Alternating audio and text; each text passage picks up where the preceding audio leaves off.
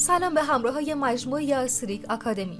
ما در ویدیوهای قبلی به آموزش نصب و فعالسازی کیف پول متاماسک پرداختیم و توی این ویدیو میخوایم بهتون آموزش بدیم که چطور کیف پول متاماسکتون رو بازیابی کنید. قبل از شروع آموزش بهتره که اول در مورد عبارت بازیابی صحبت کنیم. کیف پول متاماسک هیچ کدوم از اطلاعات شخصی کاربرا رو توی سروراش ذخیره نمیکنه. همه چیز توی مرورگر یا گوشی شما رمزنگاری میشه و از طریق گذرواژه متاماسک محافظت میشه. به همین دلیل وقتی که حساب متاماسک خودتون رو گم میکنین، نیاز به بازیابی دارین که فقط با استفاده از کلمات بازیابی میتونین این کار رو انجام بدین. عبارت بازیابی به طور معمول 12 تا کلمه است که منحصر به فرد و زمانی که کیف پولتون رو ایجاد میکنین در اختیارتون قرار میگیره. همونطور که در ویدیوی نصب متاماسک بهش اشاره کردیم، اگر شما رمز برنامه رو فراموش کنین یا گوشیتون به سرقت بره و یا برنامه حذف بشه، فقط با این کلمات میتونین حسابتون رو برگردونین.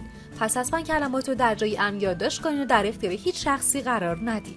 برای بازیابی کیف پولتون باید وارد برنامه متاماسک بشین و گزینه ایمپورت والت رو انتخاب کنید.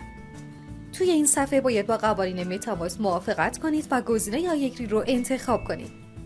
خب در این صفحه در اولین قسمت باید کلمات بازیابی رو به ترتیب وارد کنید. برای دیدن کلمات بازیابی کیف پولتون باید گزینه شو سیکرت ریکاوری فریز رو انتخاب کنید. پسورد جدیدتون رو باید وارد کنید و در بخش کانفرم اون رو تکرار کنید.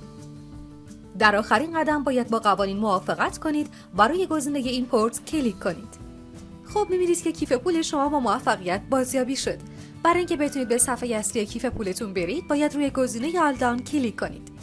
خب اگه هنوز عبارت بازیابی رو در جای یادداشت نکردین، میتونید از داخل خود برنامه عبارات رو مشاهده کنید. برای دیدن کلمات بازیابی در نسخه وب، باید روی آیکون متاماسک و بعد از اون روی دایره کلیک کنید. در قدم بعدی باید از منویی که براتون باز شده، گزینه ستینگ رو انتخاب و وارد بخش سکیوریتی اند پرایوسی بشین. با کلیک روی بخش ریویل سیکرت ریکاوری فریز وارد صفحه بعدی میشید.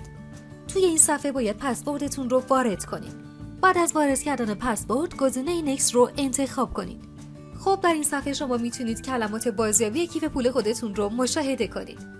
اگر از نسخه موبایل این کیف پول استفاده میکنین، برای پیدا کردن کلمات بازیابی باید روی منو که در بالای صفحه سمت چپ قرار داره کلیک کنید. بعد از اون باید به ترتیب گزینه ستینگ و بعد از اون سکیوریتی اند پرایوسی و در آخر ریویال ست پرایس رو انتخاب کنین و رمز رو وارد کنین تا کلمات براتون نمایش داده بشه. خب امیدوارم که آموزش‌های کیف پول متاماسک از مراحل نصب تا مراحل بازیابی براتون مفید بوده باشه. اگر هر سوالی در خصوص استفاده از این کیف پول دارین، با کمال میل پاسخگوی پرسشات و مشکلات شما هستیم. ممنون از اینکه تا انتهای ویدیو همراه مجموعه آستریک آکادمی بودین.